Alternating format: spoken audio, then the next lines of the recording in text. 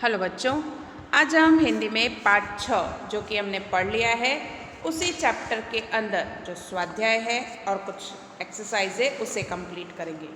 इस चैप्टर के अंदर हमने ये जो सुबह वाला चैप्टर है, चैप्टर नंबर 6, उसमें आज स्वाध्याय कंप्लीट करेंगे और जो आपका अभ्यास रह गया है, अभ्यास में एक क्वेश्चन रह गया है, प्रश्न नंबर 3 जो कि आपको स्क्रीन के ऊपर भी दिखाई दे रहा है, उसे कंप्लीट करेंगे। उसके बाद ऑब्जेक्टिव क्वेश्चंस और जो फिल इन द ब्लैंक्स वाले क्वेश्चन है वो करेंगे। ठीक है, तो स्टार्ट करते हैं आज का हमारा सेशन।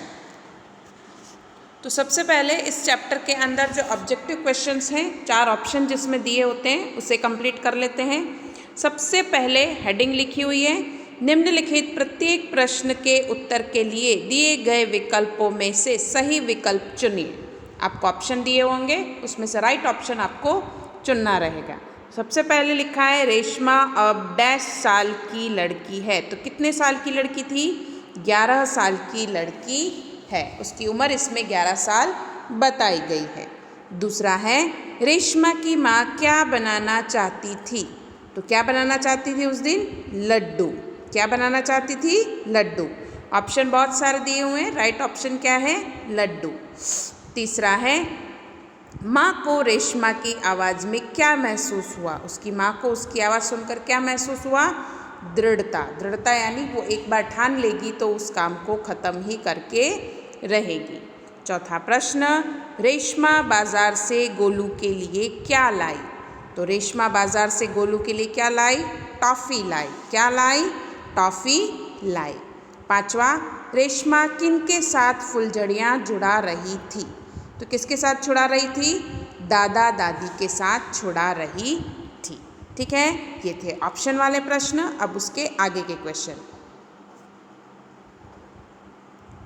सबसे पहले इसमें फिल इन द ब्लैंक्स के अंदर ऑप्शन भी दिए हुए हैं। कई बार ऑप्शन नहीं भी आते हैं एग्जाम में, तो आपको इस बात का ध्यान रखना है कि कौन सा ऑप्शन किसके अंदर रहेगा। सबसे पहले ये सारे ऑप्शंस हैं, ठीक है, ये सारे कोष्टक के अंदर। अब राइट ऑप्शन आपको चुनकर इसमें लिखना रहेगा। मैंने ऑलरेडी लिख दिए, आपको सिर्फ लिखना है और समझना है। सबसे पहला, ओहो मैं एकदम डैश हो गई हूँ। तो क्या आएगा? भुलक्कड़। यहाँ पर भुलक्कड़ कोष्टक के अंदर यहाँ है। दूसरा, रेशमा को डैश हो गया था। तो क्या हो गया था? पोलियो। यहाँ पर लिखा है पोलियो। तीसरा, रेशमा किसी पर डैश नहीं रहना चाहती। तो निर्भर। कोष्टक में निर्भर यहाँ है। चौथा, रेशमा को दूध का मेवे वाला डैश बहुत अच्छा लगा। दलिया। कोष्टक में दलिया यहाँ है। पांचवा, रेशमा के दादा दादी बहुत डैश थे। तो क्या थे? बुजुर्ग। तो यहाँ पर बुजुर्ग यहाँ लिखा है।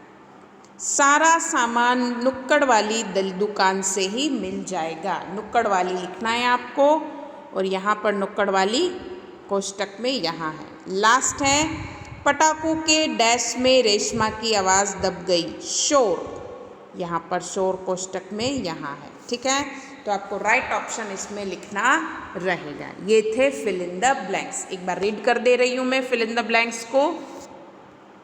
ओह मैं तो एकदम भुलक्कड़ हो गई हूँ। रेशमा को पोलियो हो गया था। रेशमा किसी पर निर्भर नहीं रहना चाहती। रेशमा को दूध का मेवे वाला दलिया बहुत अच्छा लगा। रेशमा के दादा दादी बहुत बुजुर्ग थे। सारा सामान नुक्कड़ वाली दुकान से ही मिल जाएगा। पटाखों के शोर में रेशमा की आवाज़ दब गई। ये थे फिल इन द ब्लैंक्स। अब टेक्स्ट बुक के अंदर पेज नंबर 40 के ऊपर ये पेज है। ठीक है, इसमें जो एक्सरसाइज, उसमें सबसे पहली एक्सरसाइज है सोचकर बताइए। ठीक है, सोचकर आपको बताना है। तो दीपावली पर आपके परिवार में क्या क्या विशेष तैयारियां की जाती है? जब दीपावली आती है तो आपके परिवार में क्या क्या विशेष तैयारियां की जाती है, उसके बारे में आपको लिखना है। तो नॉर्मली हम क्या करते हैं? घर को साफ करते हैं, नए कपड़े लेते हैं, रोशनी करते हैं। तो दीपावली पर हमारे परिवार में सर्वप्रथम पूरे घर की सफाई की जाती है। सभी चीज़ों को झाड़ पोंछ कर उन्हें फिर से व्यवस्थित ढंग से रखा जाता है। इसके बाद कुछ मीठे और कुछ नमकीन पकवान बनाए जाते हैं। परिवार के सदस्यों के लिए नए कपड़े सिलाए या खरीदे जाते हैं। दूसरा प्रश्न, क्या दीपावली पर पटाखे छुड़ाने चाहिए? क्यों? तो दीपावली पर पटाखे नहीं छुड़ाने चाहिए। नॉर्मली पटाखे फोड़ने ही नहीं चाहिए, लेकिन फिर भी हम लोग करते हैं ऐसा, क्योंकि इससे थोड़ी सी खुशी मिलती है, परंतु भारी खतरा रहता है। पटाखों के कारण पैसों की बर्बादी होती है और वायु प्रदूषण बढ़ता है। जब भी पटाखे लेते हैं और जलाते हैं तो क्या होता है? वायु प्रदूषण बढ़ता है। किसी ऐसी घटना का वर्णन कीजिए जब आपको किसी ने बचाया हो या आपने किसी की सहायता की हो। ठीक है, अब ऐसी किसी घटना का वर्णन करना है जो कि आपके साथ घटित हुई हो। ठीक है, तो ये आपको खुद से लिखना है इसका आंसर कि ऐसा कोई चीज़ हुआ है, इंसिडेंट हुआ है कि किसी ने आपको बचाया है या आपने किसी को बचाया हो या आपकी सहायता किसी ने की हो। ये इंसिडेंट आपको खुद से लिखना रहेगा। ठीक है, इसके बाद अगला क्वेश्चन, स्वाध्याय के अंदर प्रश्नों के उत्तर दीजिए। सुबह से घर के सभी लोग सफाई क्यों कर रहे थे? तो क्यों कर रहे थे सफाई लोग? दीपावली का त्यौहार निकट था यानी नज़दीक था। त्यौहार से पहले ही सब घरों में साफ सफाई होने लगती है, इसलिए सुबह से घर के सभी लोग साफ सफाई कर रहे थे। दिवाली आ रही थी, इसलिए सब लोग क्लीनिंग काम कर रहे थे। दूसरा, रेशमा को घर की साफ सफाई में क्यों नहीं लगाया गया होगा? तो क्यों नहीं लगाया गया होगा? तो रेशमा जब 5 साल की थी तब उसे पोलियो हो गया था। उसके दोनों पैर निकम्मे हो गए थे। इसी शारीरिक कमी के कारण उसे घर की सफाई में नहीं लगाया गया। अब जब भी ऐसा कोई पर्सन होता है जिसको कोई भी शारीरिक खामी हो तो हम क्या करते हैं, उसको बोलते हैं कि आप आराम करो, हम लोग काम कर लेंगे। तो वही चीज़ उसके साथ भी की गई। उसको पोलियो हो गया था, इसलिए उसको कोई काम नहीं दिया गया। रेशमा ने अपनी माँ के काम में किस तरह मदद की? रेशमा ने कैसे मदद की? तो अलमारी से बर्तन और डिब्बे उतारकर साफ किए गए। रेशमा ने डिब्बों पर लेबल लगाए, फिर वह एक एक बर्तन और डिब्बा माँ को देती गई और माँ उन्हें व्यवस्थित ढंग से रखती गई। इस प्रकार पहिएदार कुर्सी पर बैठे बैठे रेशमा ने माँ की मदद की। किस तरह से उसने मदद की उसके बारे में आपको लिखना रहेगा। चौथा प्रश्न, माँ ने रेशमा को बाजार क्यों भेजा? तो क्यों भेजा माँ ने रेशमा को बाजार? उनको क्या करना था? तो माँ को लड्डू बनाने के लिए कुछ सामान की ज़रूरत थी। पति दफ्तर चले गए थे, बेटा गोलू अभी बहुत छोटा था, दादा और दादी बहुत बुजुर्ग थे। माँ को परेशान देखकर रेशमा ने माँ से कहा कि आप मुझे सामान की सूची और एक थैली दे दीजिए, सामान मैं ले आऊँगी। रेशमा की आवाज़ में दृढ़ता थी, मतलब वो कर लेगी ऐसी उसमें आवाज़ थी। वह पहले भी एक बार सामान ला चुकी थी, इसलिए माँ ने रेशमा को बाजार भेजा। ठीक है, लास्ट क्वेश्चन, रेशमा ने गोलू को धक्का क्यों मारा? क्यों मारा था धक्का? तो आपको बताया गया था उसमें चैप्टर के अंदर। तो गोलू ने एक पटाखे को बुझा हुआ समझकर छोड़ दिया था। कुछ देर बाद उसमें से चिंगारियाँ निकलने लगी। गोलू की पीठ पटाखे की तरफ थी। रेशमा ने यह देखकर उसको चिल्लाकर गोलू को हट जाने के लिए कहा, पर शोरगुल के कारण उसे सुनाई नहीं दिया। रेशमा जल्दी जल्दी अपनी कुर्सी को ढकेलती हुई गोलू के पास पहुंची और उसे ज़ोर से धक्का मारकर खुद आगे निकल गई। उसी समय पटाखा ज़ोर से फूटा। इस प्रकार गोलू को पटाखे से बचाने के लिए रेशमा ने उसे धक्का मारा। ठीक है, नेक्स्ट क्वेश्चन, रेशमा की जिंदादिली विषय पर संक्षेप में लिखिए। आपको संक्षेप में लिखना है। तो पोलियो के कारण रेशमा के पैर निकम्मे हो गए थे, लेकिन इस शारीरिक कमी का उसके मन पर कोई असर नहीं हुआ।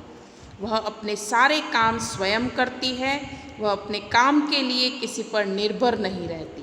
घर के कामों में भी वह पूरी लगन से माँ का हाथ बटाती है। अपनी पहिएदार कुर्सी पर बैठकर वह बाजार से सामान भी ले आती है। सचमुच रेशमा एक जिंदादिल लड़की है। इतनी प्रॉब्लम होने के बाद भी वो माँ के काम में हाथ बटाती है। ठीक है, नेक्स्ट इसमें जो एक्सरसाइज है वो ये है, नीचे दी गई घटनाओं को कहानी के क्रम में लिखिए। आपको कहानी के क्रम में इन घटनाओं को लिखना है। तो इसमें सबसे पहले लिखा है, सपने रेशमा की पीठ थपथपाई, रेशमा ने गोलू को जोर से धक्का मारा, रेशमा बाजार से सामान लाई, रेशमा का घर दिए के झिलमिल प्रकाश से झगमगाने लगा, गोलू अपने दोस्तों के साथ पटाखे छुड़ाने में मस्त था और माँ ने रेशमा को कहा, कहीं चोट तो नहीं लगी। अब इनको क्रम में जमाना है, कहानी के क्रम में। ठीक है, जो कहानी बताई गई है उसके क्रम में। तो सबसे पहले कौन सा आएगा, रेशमा बाजार से सामान लाई। दूसरा आएगा, रेशमा का घर दियों से झिलमिल प्रकाश से झगमगाने लगा। तीसरा, गोलू अपने दोस्तों के साथ पटाखे छुड़ाने में मस्त था। चौथा, रेशमा ने गोलू को जोर से धक्का मारा। पांचवा, माँ ने रेशमा को कहा, कहीं चोट तो नहीं लगी। सबने रेशमा की पीठ थपथपाई।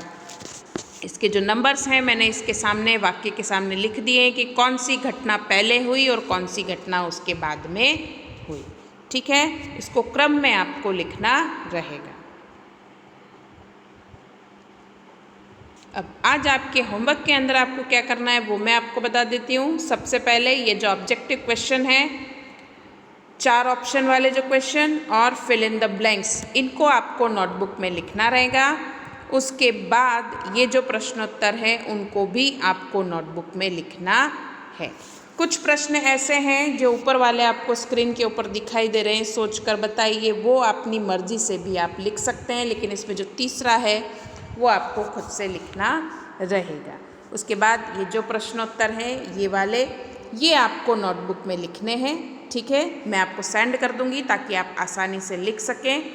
उसके बाद ये जो घटना है उसको आपको नोटबुक में नहीं लिखना है। इसमें जिस तरह से मैंने नंबर्स दे दिए हैं उस तरह से आपको नंबर दे देने हैं कि कौन सी घटना पहले हुई और कौन सी घटना बाद में हुई।